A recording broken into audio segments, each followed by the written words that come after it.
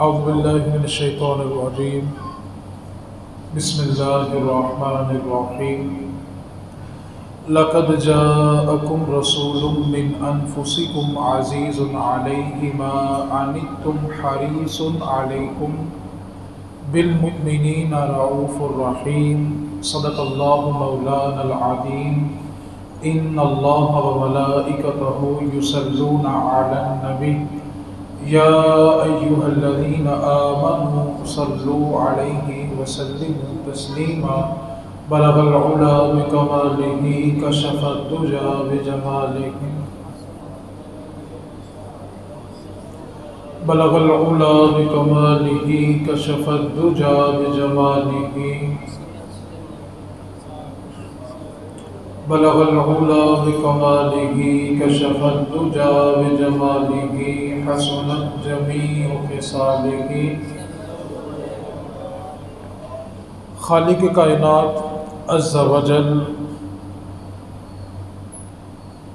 نے انسانیت پر جو سب سے بڑا احسان فرمایا وہ یہ ہے کہ ان کو اپنا محبوب عطا فرمایا۔ دنیا کا دستور ہے کوئی کسی کو اپنا محبوب نہیں دیتا، کیونکہ محبت میں شرکت نہیں ہوتی، اور جو شرکت کرے اس کے پاس محبت نہیں ہوتی، کیونکہ محبت شرکت کو برداشت ہی نہیں کرتے۔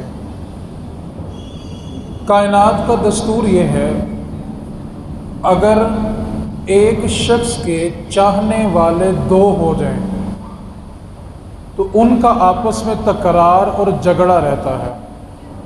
وہ کہتا ہے کہ میرا محبوب ہے تو تم نے دیکھا ہی کیوں ہے، دوسرا کہتا ہے وہ میرا محبوب ہے تم نے اس سے کلام کیا ہی کیوں ہے۔ دستور دنیا یہ ہے کسی کے چاہنے والے دو ہو جائیں تو وہ آپس میں رقیب ہوتے ہیں، دشمن ہوتے ہیں۔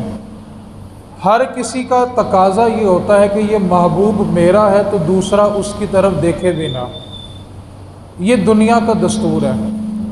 لیکن مصطفیٰ کے جتنے بھی چاہنے والے ہیں وہ آپس میں حبیب ہوتے ہیں۔ کسی کو پتہ چل جائے یہ حضور کا عاشق ہے تو دوسرا عاشق اس سے بھی پیار کرتا ہے کہ یہ بھی حضور کا دیوانہ ہے۔ دنیا میں ایک کے چاہنے والے دو ہوں تو وہ رقیب ہوتے ہیں، اور حضور کے سارے چاہنے والے آپس میں حبیب ہوتے ہیں۔ تو کائنات پر اللہ رب العزت نے جو سب سے بڑا احسان کیا وہ اس انسانیت کو اپنا محبوب عطا کیا۔ قرآن مجید کی جو آیات مقدسہ میں نے آپ کے سامنے تلاوت کی ہے، اللہ تعالیٰ نے ارشاد فرمایا تحقیق تمہارے پاس تم ہی میں سے ایک رسول آیا جو بڑی عزت والا ہے، عظمت والا ہے۔ اب کرتے کیا ہے؟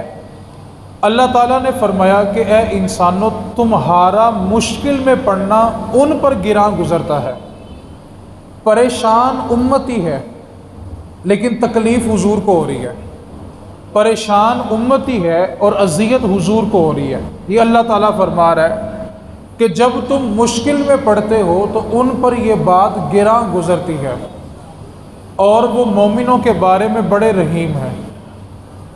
اب اس آیت مقدسہ کے بعد چند ایک باتیں حضور کی جو نسبت ہماری طرف ہے اس کو تھوڑا سمجھنا ہے ہم نے۔ ترمذی شریف میں حدیث پاک ہے، نبی پاک صلی اللہ علیہ وسلم نے منبر پہ کھڑے ہو کر اپنا میلاد خود بیان کیا۔ میں صرف ایک جملہ بتا کر پھر آگے کلام کرنا چاہتا ہوں تاکہ پورا مہینہ آپ کو سمجھ آتی رہے کہ میلاد کہتے کس کو ہے۔ انگلش زبان کے اندر جب کسی کی سالگرہ آتی ہے تو ہم کہتے ہیں برتھ ڈے، اردو زبان میں ہم کہتے ہیں پیدائش کا دن، عربی زبان میں برتھ ڈے کو میلاد کہتے ہیں۔ میلاد کو اگر اردو میں سمجھنا ہو تو پیدائش کا دن ہے، انگلش میں سمجھنا ہو تو برتھ ڈے ہے۔ اب پہلا جو نقطہ بیان کیا جاتا ہے کہ میلاد منانا شرک ہے، حالانکہ میلاد منانے سے شرک کی جڑ بھی کٹ جاتی ہے۔ کیونکہ ہم خدا مانتے ہی اس کو ہیں جو پیدا ہونے سے پاک ہے، اور ہم تو خود بیان کر رہے ہیں کہ حضور کی پیدائش ہوئی ہے، حضور پیدا ہوئے ہیں، سید عبداللہ کے گھر پیدا ہوئے، سیدہ آمنہ کے گھر پیدا ہوئے، ہم تو خود اس کا اقرار کرتے ہیں۔ تو میلاد منانے سے سب سے پہلا جو آپ کا کام ہو جائے گا وہ یہ ہے کہ شرک کٹ جائے گا، کیونکہ اللہ ہوتا وہ ہے جو کسی کے گھر پیدا، اور ہم اعلان کر رہے ہیں کہ حضور کی پیدائش ہوئی ہے، اس واسطے میلاد منانا کسی بھی طرح شرک نہیں ہو سکتا۔ نبی پاک صلی اللہ علیہ وسلم کے بارے میں جو اللہ تعالیٰ نے فرمایا کہ مسلمانوں پہ جب کوئی مصیبت آتی ہے، پریشانی آتی ہے مومنوں پہ، تو نبی پاک صلی اللہ علیہ وسلم پر وہ گراں گزرتی ہے، وہ حضور پر بوجھل ہو جاتی ہے۔ اس کی چند ایک مثالیں ہیں۔ نبی پاک صلی اللہ علیہ وسلم نے ارشاد فرمایا، اگر مجھے اپنی امت کے اوپر دشواری محسوس نہ ہوتی، مشکل محسوس نہ ہوتی، تو میں اپنی امت کو حکم دیتا کہ وہ ہر نماز مسواک کر کے پڑھے، مسواک کرنے کو میں فرض قرار دیتا۔ لیکن نبی پاک صلی اللہ علیہ وسلم نے مسواک کو فرض اس لیے نہیں کیا کہ اس امت کے اوپر مشکل نہ بن جائے، کیونکہ اللہ تعالیٰ فرما رہا ہے کہ محبوب جب مومن کسی مشکل میں ہوتے ہیں تو محبوب پر گراں گزرتا ہے۔ اب نبی پاک صلی اللہ علیہ وسلم نے وضو کے ساتھ مسواک کو فرض اس لیے نہیں کیا کہ امت کے لیے یہ معاملہ مشکل ہو جائے گا، آپ نے اس لیے مسواک کو فرض نہیں کیا۔ دوسری حدیث پاک نبی پاک صلی اللہ علیہ وسلم نے فرمایا کہ اگر مجھے اپنی امت پر مشکل کا خوف نہ ہوتا تو میں اپنی امت پر یہ بات لازم کرتا کہ وہ عشاء کی نماز رات کے آخری حصے میں پڑھتے۔ اب آپ تصور کریں، ہم اگر 7 بجے عشاء پڑھ لیں، 7:30، سردیوں میں 9 بجے تک عشاء پڑھ لیں، تو ساری رات بے فکر ہو کے سوتے ہیں جو نمازی حضرات ہیں کہ یار ہم نے نماز پڑھ لی ہوئی ہے۔ اور اگر سونے کے بعد یہی ٹینشن ہوتی کہ ابھی اٹھ کے نماز بھی پڑھنی ہے تو کئی لوگوں کی نماز رہ جاتی۔ ہر کسی کے لیے رات کے آخری حصے میں اٹھنا مشکل ہو جاتا۔ نبی پاک صلی اللہ علیہ وسلم نے اس بات کو جب اپنی امت کے لیے مشکل محسوس کیا تو آپ نے یہ حکم نہیں دیا کہ کہیں میری امت مشکل میں نہ پڑ جائے اور کسی کی نماز قضا نہ ہو جائے، اس لیے آپ نے نماز عشاء کو آخری حصے تک مؤخر کرنے کا حکم نہیں دیا۔ اس کے بعد نبی پاک صلی اللہ علیہ وسلم پر جب وحی نازل ہوئی کہ حج فرض ہو گیا، اب نبی پاک صلی اللہ علیہ وسلم خطبہ ارشاد فرما رہے ہیں، آپ نے دوران خطبہ یہ جملہ بولا کہ اے ایمان والو تم پہ حج فرض ہو گیا ہے اور اب ہم نے حج کرنے کے لیے جانا ہے۔ ایک صحابی کھڑے ہوئے، عرض کرنے لگے اللہ کے رسول کیا حج کرنا ہر سال فرض ہے؟ نبی پاک صلی اللہ علیہ وسلم نے سوال سنا لیکن خاموشی اختیار فرمائی۔ صحابی پھر کھڑے ہوئے اور عرض کرنے لگے اللہ کے محبوب ابھی آپ نے کہا کہ ہم پہ حج بیت اللہ فرض ہو گیا ہے، تو کیا یہ حج کرنا ہم پر ہر سال فرض ہے؟ رسول کریم نے پھر خاموشی اختیار فرمائی۔ جب تیسری بار اس صحابی نے عرض کی نا آقا کیا ہم پر ہر سال حج کرنا فرض ہے؟ تو محبوب کریم صلی اللہ علیہ وسلم فرمانے لگے میں جتنا تمہیں حکم دے دوں اتنا عمل کر لیا کرو، بار بار سوال نہ دہرایا کرو، کیونکہ اگر میں یہ کہہ دیتا کہ حج کرنا ہر سال فرض ہے تو بتاؤ تم میں سے ہر سال حج کون کر سکتا تھا، اور یہ میری امت کے لیے دشوار ہو جاتا۔ تو اس لیے جتنا حکم مل جائے اتنے پہ عمل کر لیا کرو۔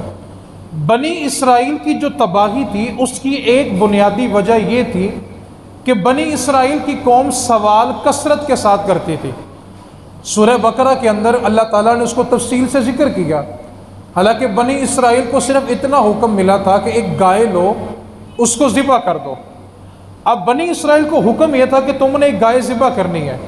اب وہ سوال کرنے لگ گئے بتائیں جی گائے کا رنگ کیسا ہونا چاہیے، پھر سوال کیا کہ جی گائے کس نسل کی ہونی چاہیے، گائے کی عمر کتنی ہونی چاہیے، گائے کس طرح کی ہونی چاہیے، وہ دیکھنے میں کس طرح کی ہونی چاہیے۔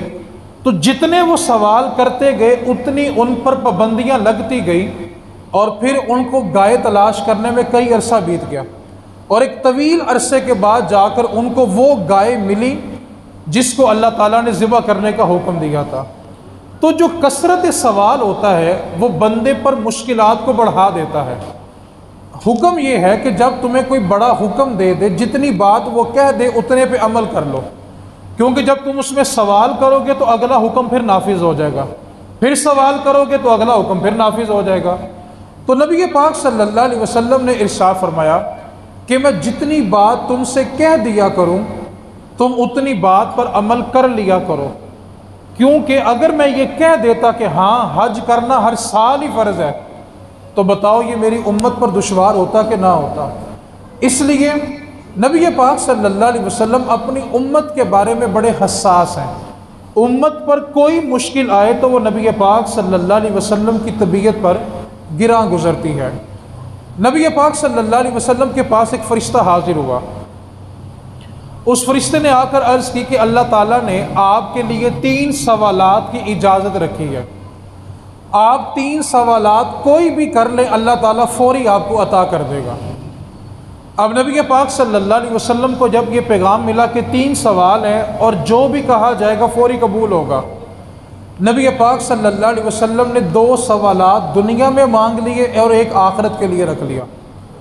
اب جب فرشتے نے کہا کہ 3 سوالات کی اجازت ہے، 3 باتیں آپ کوئی سی بھی دہرا لیں وہ فوری طور پہ پوری کر دی جائیں گی۔ اب نبی پاک صلی اللہ علیہ وسلم کا اپنی امت سے والہانہ پیار دیکھیں، نبی پاک صلی اللہ علیہ وسلم نے ہاتھوں کو بلند کیا اور 2 سوال مانگے اور عرض کی مالک یہ 2 سوال مجھے دنیا میں دے دے، تیسرا آخرت میں لے لوں گا۔ اب جو 2 سوال مانگے وہ کیا تھے؟ اللہم اغفر لی امتی، اللہم اغفر لی امتی، اللہ تو میری امت کو بخش دے، اے اللہ تو پھر میری امت کو بخش دے۔ دونوں بار جو مانگا وہ امت کی بخشش کو مانگا، اور جو تیسرا سوال رکھ لیا فرمایا کہ جو تیسرا سوال رکھا ہے وہ قیامت میں رکھا ہی اس لیے ہے کہ میرا جو امتی مشکل میں پھنس جائے گا میں نبی اس کے لیے دعا کروں گا، اللہ اس کو نجات عطا فرمائے گا۔ آپ دیکھیں حضور کا اپنی امت سے پیار دیکھیں۔ میں کہتا ہوں اب بھی امتی کو دلیل چاہیے حضور کا ذکر کرنے کے لیے۔ کوئی پوچھے کہ حضور کا ذکر کرنے کے لیے کیا دلیل ہے، تو میرے پاس تو ایک ہی دلیل ہے کہ ہم اپنے نبی کا ذکر بغیر دلیل کے کرتے ہیں۔ حضور کا ذکر کرنے کے لیے بھی دلیل چاہیے۔ اعلیٰ حضرت فرماتے ہیں کہ جب حضور کو 3 سوالات کی رخصت ملی، حضور نے 2 دنیا میں مانگے تو امت کی بخشش مانگی، ایک آخرت کے لیے رکھا تو امت کی بخشش کے لیے رکھا۔ اعلیٰ حضرت اس حدیث کو لکھنے کے بعد فرماتے ہیں حضور کا پیار دیکھو، اتنا پیار کسی ماں کا اکلوتا بیٹا ہو نا، ایک ہی بیٹا ہو، اتنا پیار تو ماں اپنے اس اکلوتے بیٹے سے نہیں کرتی جتنا پیار حضور اپنی امت سے کرتے ہیں۔ اس کا تھوڑا والیوم کم کرو یار۔ تو نبی پاک صلی اللہ علیہ وسلم نے اپنی امت سے جو پیار فرمایا وہ دنیا میں بھی ہے اور آخرت میں بھی ہے۔ اب اس آیت مقدسہ کا جو دوسرا حصہ ہے کہ نبی پاک صلی اللہ علیہ وسلم اپنی امت کے لیے بڑے رحیم ہیں، میں نے 2 آیتیں آپ کے سامنے پیش کرنی ہے، اگر آپ اس پر توجہ فرمائیں گے تو مفہوم بڑی جلدی سمجھ آ جائے گا۔ ہم جب قرآن کریم کا مطالعہ کرتے ہیں تو کچھ چیزیں ہمارے سامنے روز روشن کی طرح عیاں ہوتی ہیں، آپ نے بڑی توجہ کے ساتھ ان کو سمجھنا ہے۔ نبی پاک صلی اللہ علیہ وسلم نے ایک مجلس میں ابراہیم علیہ السلام کی ایک دعا ہے جو قرآن پاک میں ذکر ہے۔ سورہ ابراہیم میں ابراہیم علیہ السلام کی ایک دعا ہے جس کو اللہ تعالیٰ نے قرآن کے دامن میں محفوظ رکھا ہوا ہے۔ ابراہیم علیہ السلام نے اللہ کی بارگاہ میں عرض کی ربی انہن اضللن کثیرا من الناس۔ ابراہیم علیہ السلام اللہ کی بارگاہ میں عرض کر رہے مالک یہ کثیر تعداد میں لوگ ہیں جن کو بتوں نے گمراہ کر دیا ہوا ہے۔ یہ ابراہیم علیہ السلام اپنے رب سے مکالمہ کر رہے ہیں، گفتگو کر رہے ہیں، عرض کر رہے ہیں کہ اے میرے اللہ یہ بتوں نے کثیر تعداد میں لوگوں کو گمراہ کیا ہوا ہے، فمن تابعانی فإنہ منی، پس جو میری اتباع کر لے وہ مجھ میں سے ہے۔ یہ ابراہیم علیہ السلام اللہ سے گفتگو کر رہے ہیں، اے مالک کثیر تعداد میں جو لوگ ہیں ان کو بتوں نے گمراہ کر دیا ہے، فمن تابعانی فإنہ منی، پس جو میری بات مان لیں وہ مجھ میں سے ہیں، ومن عصانی، اور جو میری نافرمانی کرے، فإنک غفور الرحیم، تو پھر تو ہی بخشنے والا اور مہربان ہے، یعنی میں اس سے بری و ذمہ ہوں۔ اب ابراہیم علیہ السلام نے اللہ کی بارگاہ میں یہ مکالمہ رکھا کہ اے اللہ، جتنے لوگ دنیا میں موجود ہیں، کثیر تعداد میں وہ لوگ ہیں جن کو بتوں نے گمراہ کیا ہوا ہے، اور عرض کی کہ جو میری اتباع کر لے وہ میرے ساتھ ہیں، ان کا میں ذمہ دار ہوں، لیکن جو میری نافرمانی کرے میں ان کا ذمہ دار نہیں ہوں۔ فإنک غفور الرحیم، تو غفور بھی ہے، رحیم بھی ہے، چاہے تو بخش دے، چاہے تو ان کو پکڑ لے، لیکن نافرمان لوگوں سے میں بری و ذمہ ہوں۔ اب یہ ابراہیم علیہ السلام نے کیا کہا کہ جو میری اتباع کریں وہ میرے ہیں، اور جو میری بات نہ مانے وہ میرے نہیں ہے، وہ تیرے ہی بندے ہیں، تو چاہے تو معاف کر دے، چاہے تو عذاب دے دے۔ آگے چلتے ہیں تو عیسیٰ علیہ السلام کی دعا کا قرآن میں ذکر ہے۔ عیسیٰ علیہ السلام عرض کرنے لگے، ان تعذبہم فإنہم عبادک، اے اللہ اگر تو ان کو عذاب دے تو یہ تیرے ہی بندے ہیں، وإن تغفر لہم، اور اگر تو ان کو بخش دے تو فإنک انت العزیز الحکیم، پھر تو بڑی غالب حکمت والا ہے۔ عیسیٰ علیہ السلام نے بھی فیصلہ اللہ کی بارگاہ میں چھوڑ دیا، اے اللہ اگر تو عذاب دے دے تب بھی تیرے بندے ہیں، اگر تو ان کو معاف کر دے تو بڑی حکمت والا ہے، لیکن میں ان سے بری و ذمہ ہوں۔ ابراہیم علیہ السلام نے کیا کہا کہ جو میری اتباع کرے وہ میرے ذمہ ہے، اور جو میرا انکار کر دیں وہ تیرے ذمہ ہے۔ عیسیٰ علیہ السلام نے کیا کہا کہ مالک اگر تو عذاب دے پھر بھی تیرے بندے ہیں، اگر تو معاف کر دے پھر بھی تیرے بندے ہیں۔ جب نبی پاک صلی اللہ علیہ وسلم نے ان دونوں آیات کو تلاوت کیا کہ ابراہیم نے بھی کہا کہ جو میرے ہیں بس وہی میرے ہیں، باقی تیرے ہیں، عیسیٰ علیہ السلام کی دعا کو پڑھا تو کہا مالک تو انہیں عذاب دینا تو تیرے ہی بندے ہیں، تو حضور کی چشمان سے آنسو بہنے لگے۔ آنسو بہے تو حضور کی داڑھی مبارک تر ہو گئی۔ اللہ تعالیٰ نے سب کچھ جانتے ہوئے بھی جبریل کو حکم دیا، جبریل جا کر پوچھو کس چیز نے محبوب کو رلا دیا ہے۔ اب محبوب کی بارگاہ میں جبریل حاضر ہوئے، رب جانتا سب کچھ ہے، اس کے باوجود جبریل کو بھیجا کہ جا کے محبوب سے پوچھو، محبوب تیری چشمان نے آنسو کیوں بہائے، تو کس چیز سے پریشان ہے۔ جب جبریل حاضر ہوئے تو نبی پاک صلی اللہ علیہ وسلم نے ان سے فرمایا کہ دیکھو قرآن میں ہے ابراہیم علیہ السلام نے کہا کہ مالک جو میرے ہیں میں ان کا ذمہ دار ہوں، باقی جو میری نافرمانی کریں تو ہی ان سے نبڑ لے۔ عیسیٰ علیہ السلام کی دعا کو پڑھ کے دیکھا تو عیسیٰ علیہ السلام نے بھی یہی کہا کہ تو نے عذاب دینا ہے تب بھی تیرے ہیں، تو نے اگر معاف کرنا ہے تب بھی تیرے ہیں۔ اے جبریل میں تو اپنی امت کا سوچ رہا ہوں، میں تو یہ نہیں کہہ سکتا کہ مالک تو ان کو عذاب دے۔ اب جبریل نے یہ پیغام لیا، اللہ کی بارگاہ میں حاضر ہوئے، جب جا کر یہ سارا قصہ سنایا، اللہ رب العزت نے جبریل کو پھر بھیجا اور کہا جبریل جا کر میرے محبوب سے کہہ دو کہ اے محبوب ہم آپ کو آپ کی امت کے بارے میں راضی کر دیں گے، اور جب تک آپ راضی نہیں ہوں گے ہم آپ پہ اور کرم فرمائیں گے، ہم آپ کے لیے آپ کی امت پر اتنا کرم کریں گے کہ اے محبوب آپ راضی ہو جائیں گے۔ اور حضور سے پوچھا کہ حضور آپ کب راضی ہوں گے، تو فرمایا کہ جب تک میرا آخری امتی بھی جہنم سے نکال کے جنت میں داخل نہیں ہوگا میں نے اللہ کی بارگاہ میں راضی کوئی نہیں ہونا۔ اب حضور کہہ رہے ہیں کہ میں اپنے رب سے تبھی راضی ہوں گا جب میری ساری کی ساری امت جنت میں چلی جائے گی۔ تو اللہ تعالیٰ نے فرمایا کہ یہ محبوب اپنی امت کے بارے میں بڑے رحیم ہیں، اپنی امت پہ بڑا رحم فرماتے ہیں۔ حضرت انس بن مالک رضی اللہ تعالیٰ عنہ عرض کرنے لگے یا رسول اللہ کیا مجھے آپ کی شفاعت مل جائے گی؟ فرمایا ہاں انس تو تیری میں شفاعت کروں گا۔ اب توجہ سے جملہ سننا ہے۔ حضرت انس عرض کرنے لگے اللہ کے محبوب قیامت والے دن اگر آپ سے ملاقات کرنی ہو تو کہاں ملاقات کریں؟ اب یہاں پر رک کر میں ایک بات کی طرف توجہ دلانا چاہتا ہوں۔ قیامت والا دن جو ہے نا 50,000 سال کے برابر ایک دن ہے۔ کتنے سال ہیں جی؟ 50,000 سال کے برابر ایک دن ہے۔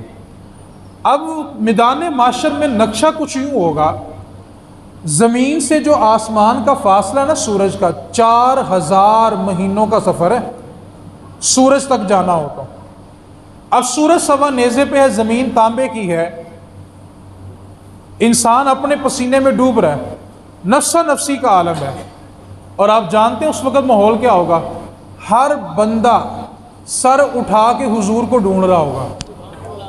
ہر بندہ کس کو ڈھونڈ رہا ہوگا؟ پھر بولیں ذرا۔ اب ذرا قیامت والے دن کا نقشہ بدل کے دیکھیں، ہر بندہ کیا کر رہا ہوگا جی؟ کس کو ڈھونڈ رہا ہوگا؟ میرے نبی پاک صلی اللہ علیہ وسلم نے فرمایا جو ایک دن میں مجھ میں 50 مرتبہ درود پڑھتا ہے، میں محمد خود اس کو ڈھونڈ کے اس کے ساتھ مصافحہ فرماؤں گا۔ یار ہم حضور کو ڈھونڈیں،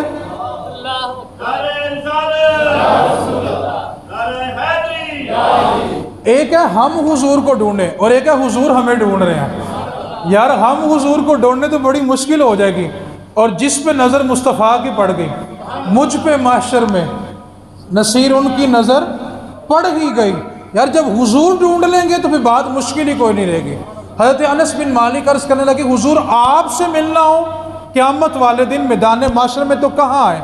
تو حضور نے اپنے 3 ٹھکانے ذکر کیے، فرمایا کہ جس نے مجھ سے ملنا ہو ان 3 جگہوں پہ آ جانا، ان 3 کے سوا میں کہیں پہ نہیں ہوں گا۔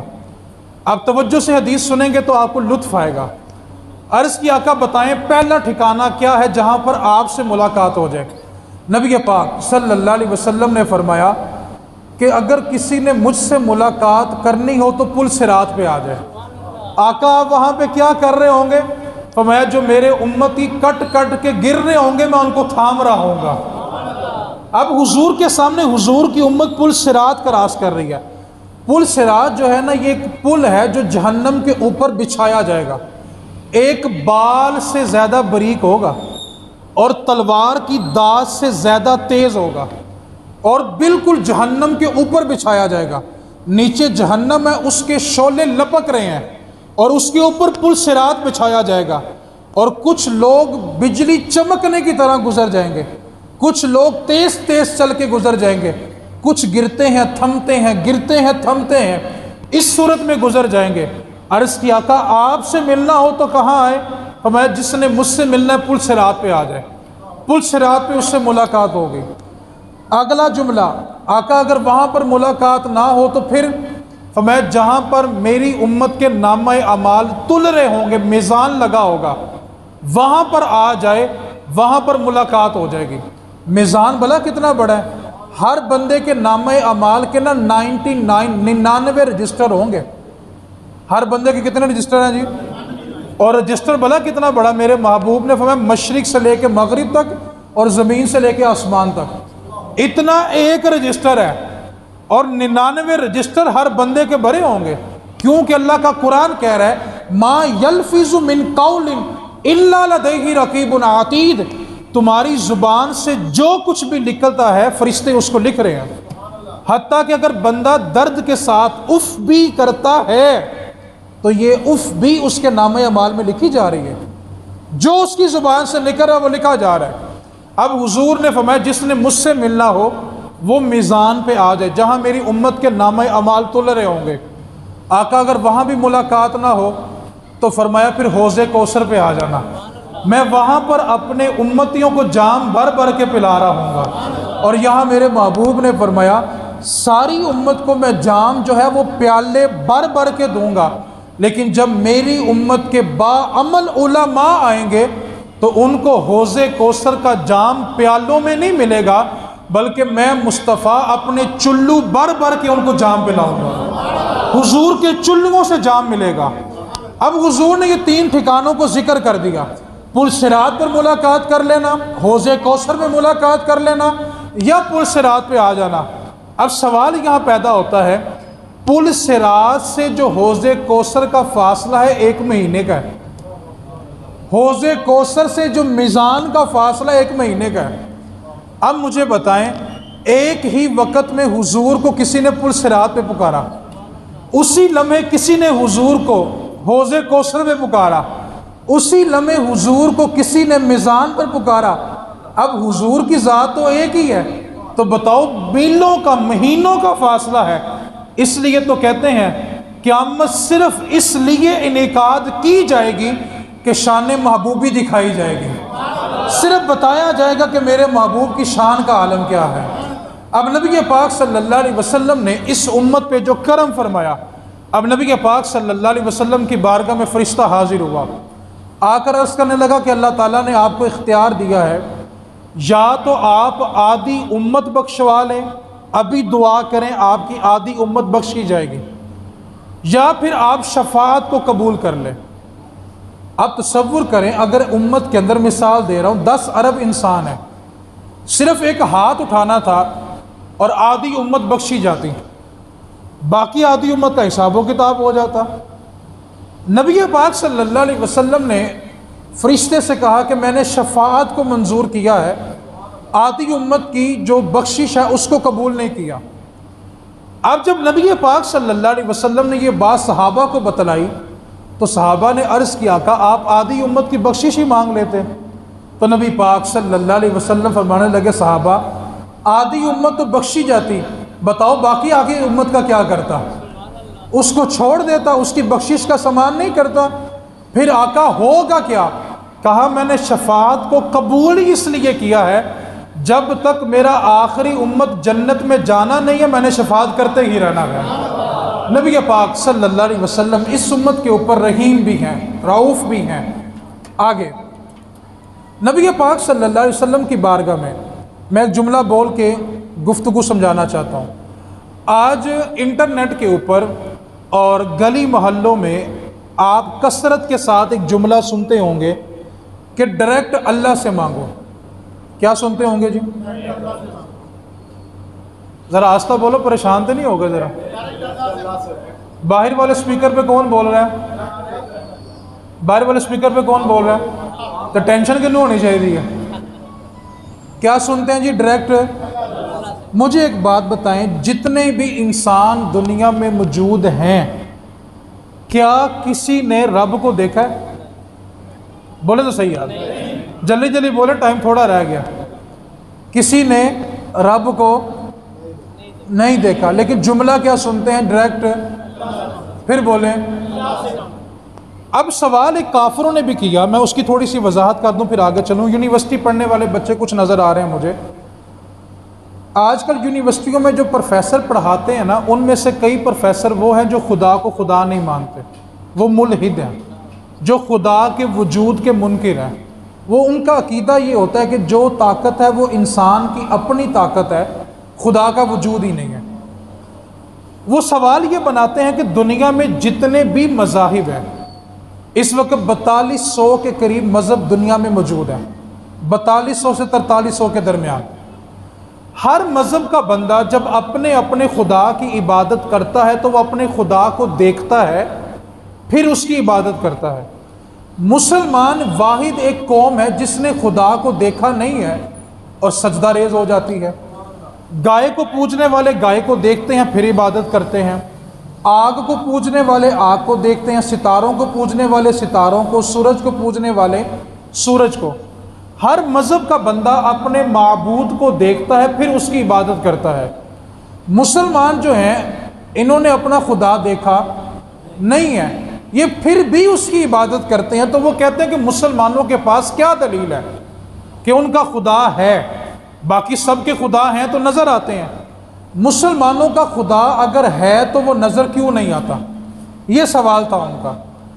اسی طرح کا سوال علامہ اقبال کے دور میں ایک بندہ تھا، اس نے جگہ جگہ جانا مسلمانوں سے مباحثے کرنے، کیونکہ اس وقت پاکستان اور بھارت اکٹھا تھا، بر صغیر تھا، سارے لوگ مل جل کے رہتے تھے۔ اب اس نے جگہ جگہ جانا اور یہی سوال کرنا کہ تمہارا خدا ہے؟ تو مسلمان نے کہنا ہاں میرا خدا ہے، تو اس نے اگلی بات کرنی نظر کیوں نہیں آتا؟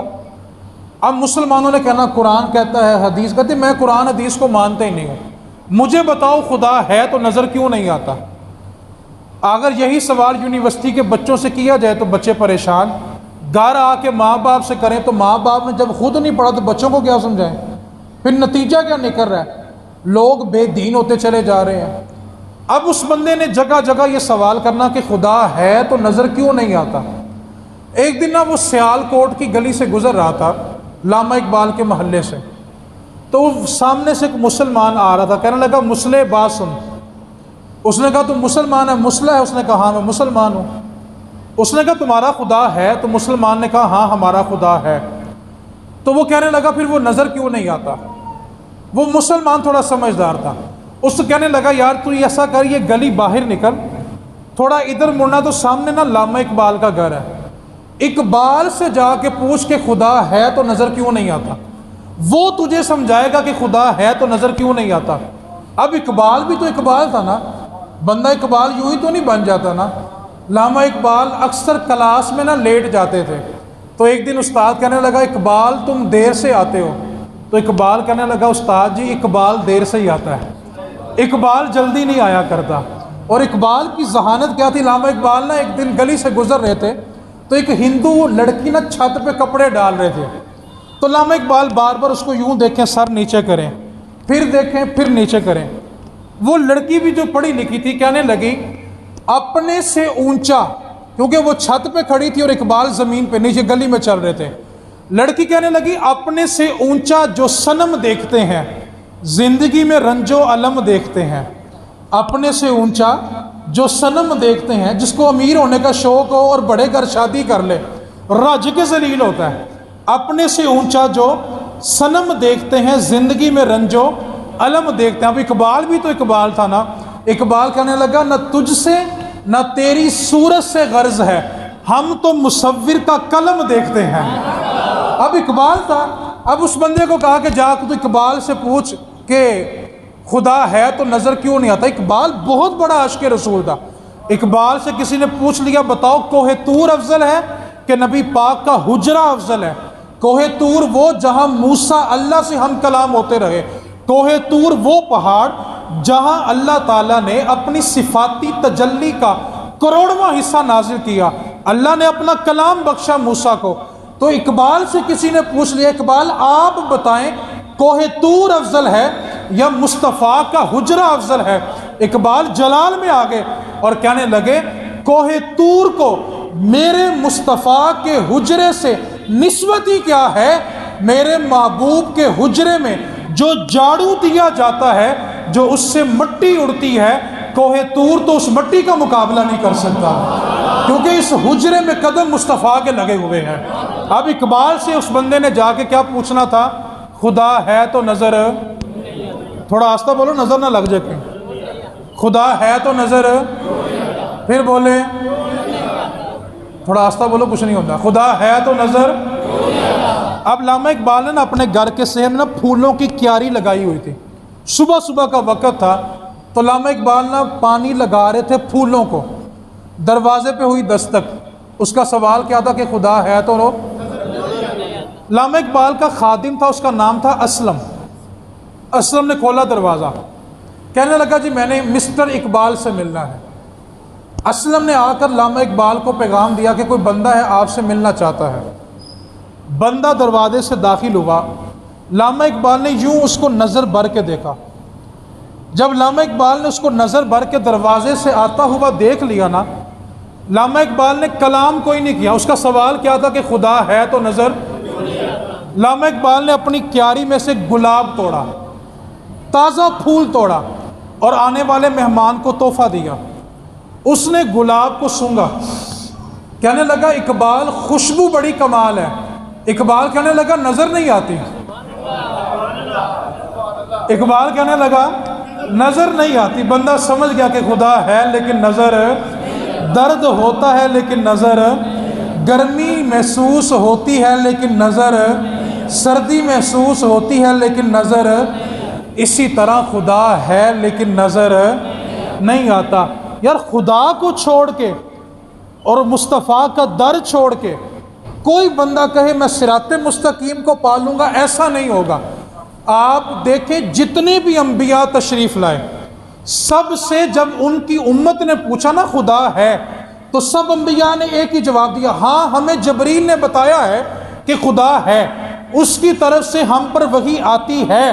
سب انبیاء نے ایک جواب دیا کہ ہاں ہمیں جبریل نے بتایا خدا ہے، لیکن جب میرے مصطفیٰ سے پوچھا گیا حضور آپ بتائیں خدا ہے؟ تو میرے محبوب نے یہ نہیں فرمایا ہاں مجھے جبریل نے بتایا کہ خدا ہے۔ جب میرے محبوب سے پوچھا گیا محبوب آپ بتائیں خدا ہے، تو محبوب نے یہ نہیں کہا کہ مجھے جبریل نے بتایا کہ ہاں خدا ہے، بلکہ تمہارا نبی سر کی آنکھوں سے اپنے رب کا جلوہ دیکھ کر آیا ہے، اور وہ دیکھ کر کہتا ہے ہاں واقعی خدا موجود ہے۔ اس لیے ایک شاعر نے کہا تھا یہ جو ہوتی ہے نا سیڑھیاں، اس کو کہتے ہیں زینہ۔ کیا کہتے ہیں جی؟ اس نے کہا کوئی چھت پہ چڑھ سکتا نہیں زینہ چھوڑ کے، کوئی چھت پہ چڑھ سکتا نہیں زینہ چھوڑ کے، اور کوئی خدا کو پا سکتا نہیں مدینہ چھوڑ کے۔ سوال ہے میرا یار، آج جتنے لوگوں کو نبی پاک کے میلاد کو سمجھ نہیں پا رہے، صرف ایک سوال، کوئی اختلاف نہیں، کوئی جھگڑا نہیں، کوئی بحث نہیں، صرف ایک سوال پوچھنا چاہتا ہوں، تم نے خدا کو دیکھا ہے تو خدا پر ایمان لائے ہو؟ خدا کا کلام سنا تو خدا پر ایمان لائے ہو؟ ارے بدبختو، او نجدیو، تمہیں تو خدا کا پتہ بھی در مصطفیٰ سے ملا ہے، ورنہ بتاؤ تمہارے پاس کیا دلیل ہے کہ خدا موجود ہے؟ قرآن اللہ کا کلام ہے، تم نے براہ راست اترتا دیکھا ہے؟ براہ راست سنا کہ یہ قرآن ہے؟ تمہیں تو قرآن کا پتہ بھی در مصطفیٰ سے ملا ہے۔ یار ہمیں تو اپنے رب کا پتہ بھی در مصطفیٰ سے ملا۔ یار جس محبوب نے ہمیں ہمارا رب ملایا ہو، اس کا ذکر کرنے کے لیے بھی دلیل کی حاجت ہے۔ اس لیے ہم میں سے کوئی پوچھے نا کہ میلاد منانا کہاں لکھا ہوا ہے، توجہ میری طرف فرمائے ذرا، کیا سوال ہے جی؟ میلاد منانا بولو تو صحیح۔ ابھی آپ سب سے پوچھا جانا، پورا ہفتہ یہی کام ہونا ہے، کوئی پوچھے کہ میلاد منانا تو جواب سن لیں اور یاد کر لیں، کوئی پوچھے کہ میلاد منانا تو اس کو کہنا ہمارے نصیب میں لکھا ہوا ہے۔ کہاں لکھا ہوا ہے جی؟ اب اس کو کہو یار تیرے نصیب میں نہیں ہے تو اپنے نصیب پہ رہو، ہمارے تو نصیب میں لکھا ہوا ہے، کیونکہ بندہ وہی کام کرتا ہے جو اس کے، پھر بولیں۔ اب میں نے سوال یہ رکھا تھا، مفروضہ یہ قائم کیا تھا کہ ہم میں سے کسی نے خدا کو دیکھا، لیکن اس آواز سنتے ہیں ڈائریکٹ اللہ سے مانگو۔ کیا سوال سنتے ہیں جی؟ دیکھا۔ اب آپ نے قیامت کا نقشہ سننا ہے، صحیح مسلم کی حدیث سننی ہے۔ ہم نے خدا کو دیکھا، لیکن مارکیٹ میں شور کیا ہے کہ ڈائریکٹ قیامت والے دن رب کی ذات سامنے جلوہ گر ہوگی، کوئی بھی ڈائریکٹ نہیں جائے گا۔ آج آواز کیا آتی ہے؟ کسی نے خدا کو دیکھا، اس دن خدا کی ذات سامنے جلوہ گر ہوگی۔ کسی نے ڈائریکٹ جانا، اس دن کہوں گے جاؤ گا ذرا ڈائریکٹ، اور میرے محبوب نے فرمایا اللہ کی ذات کا جلال اس قدر ہوگا کہ اس دن اللہ کی بارگاہ میں اللہ کا کوئی نبی بھی کلام نہیں کرے گا۔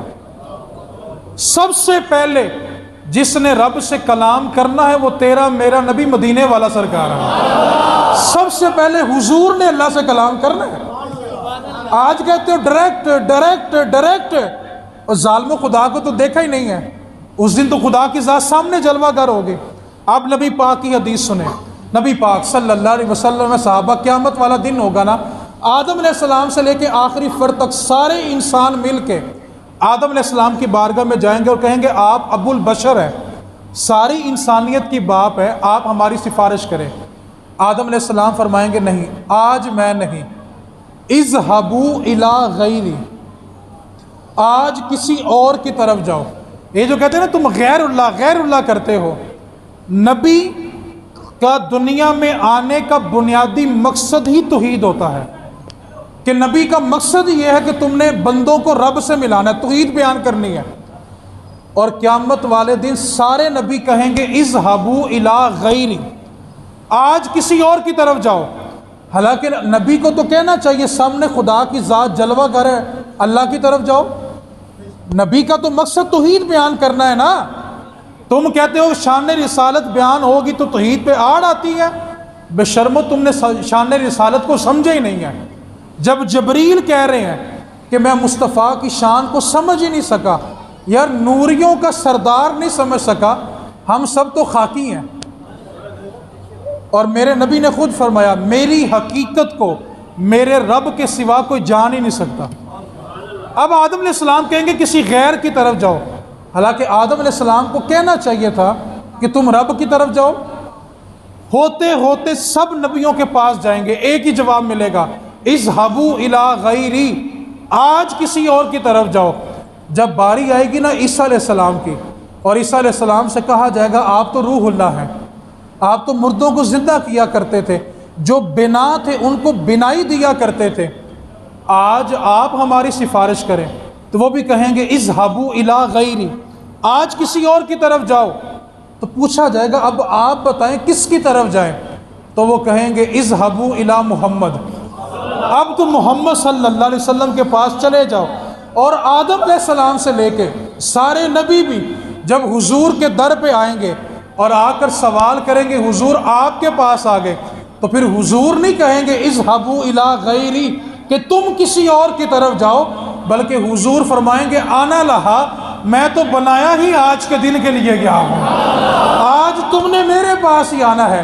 اب حضور فرما رہے ہیں کہ میں اپنا سر رب کی بارگاہ میں سجدے میں رکھوں گا، میں کہتا ہوں دیکھو یار کتنا حسین منظر ہوگا، خدا سامنے جلوہ گر ہوگا اور سجدہ کرنے والی ذات مصطفیٰ کی ہوگی۔ محب محبوب کی محبت کو دیکھو کہ جب حضور سجدے میں پیشانی کو رکھیں گے، اللہ رب العزت فرمائے گا یا محمد ارفع رأسک، اے محمد اپنا سر اٹھائیں، آپ کلام کریں، آپ کا کلام سنا جائے گا، آپ سوال کریں آپ کو عطا کیا جائے گا، آپ شفاعت کریں آپ کی شفاعت کو قبول کیا جائے گا۔ صحابہ عرض کرنے لگے آقا پھر آپ کب تک شفاعت کریں گے؟ تو میرے محبوب نے فرمایا جب تک میرا آخری امتی اور وہ امتی جس کے دل میں رائی کا دانہ، ایک ناخن کے اوپر کتنے رائی کے دانے آ جاتے ہیں، ایک رائی کے دانہ یا اس سے بھی کم ایمان ہوا، میں محمد اس کا بازو پکڑ کے اس کو جنت میں داخل فرماؤں گا۔ یار آج کہتے ہو ڈائریکٹ خدا نظر آتا، خدا کو دیکھا، اس دن خدا سامنے ہوگا، ڈائریکٹ جانا، تو پھر ہم کہتے ہیں آج لے ان کی پناہ، آج لے ان کی پناہ، آج مدد مانگ ان سے، پھر نہ مانیں گے قیامت میں اگر تو مان گیا۔ دیکھ کے تو سارے مانیں گے۔ معراج رات کو کروائی کیوں گئی تھی؟ دن کی ہوتی تو سارے جاتے ہوئے بھی دیکھتے، آتے ہوئے بھی دیکھتے، سارے مان لیتے۔ رات کو کروانے کا مقصد یہ تھا پتہ تو چلے صدیق اکبر کون ہے اور ابو جہل کون ہے، مانتا کون ہے اور انکار کون کرتا ہے۔ تو آج لے ان کی پناہ، اس لیے آج یہ نہ پوچھ میلاد منانا کہاں لکھا ہوا ہے، تو میلاد منانا کہاں لکھا ہے جی؟ نصیبہ نے تو بولو یار۔